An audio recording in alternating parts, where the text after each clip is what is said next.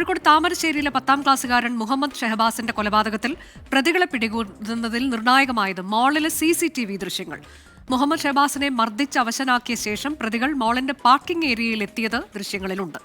കൊലപാതകത്തിലെ ഗൂഢാലോചന തെളിവുകളും പോലീസിന് ലഭിച്ചു. 24 എക്സ്ക്ലൂസീവ്. കഴിഞ്ഞ വ്യാഴാഴ്ച വൈകിട്ട് 6:40-നാണ് ഷഹബാസിനെ മർദ്ദിച്ച് അവശനാക്കിയത്. ഇതിനുശേഷം 6:50-ന് പ്രതികൾ നേരെ എത്തിയത് താമരശ്ശേരിയിലെ മാളിന്റെ പാർക്കിംഗ് ഏരിയയിൽ. കലിയണങ്ങാത്ത വിദ്യാർത്ഥികൾ മർദ്ദിച്ചതെങ്ങനെയെന്ന് പരസ്പരം ആംഗ്യങ്ങളിലൂടെ പറയുന്നത് കാണാം. വീണ്ടും സംഘടിച്ചുപോയി മർദ്ദിക്കാനുള്ള ശ്രമം തടഞ്ഞത് മാളിലെ ജീവനക്കാരാണ്. കറുപ്പ് ഷർട്ട് ധരിച്ച 10ഓളം വിദ്യാർത്ഥികളാണ് ദൃശ്യങ്ങളിലുള്ളത്. ഇതിൽ 6 പേരാണ് ഇതുവരെ അറസ്റ്റിലായത്. പോലീസിന്റെ അഭ്യർത്ഥന പ്രകാരമാണ് ദൃശ്യങ്ങൾ 24 പുറത്തുവിടാത്തത്.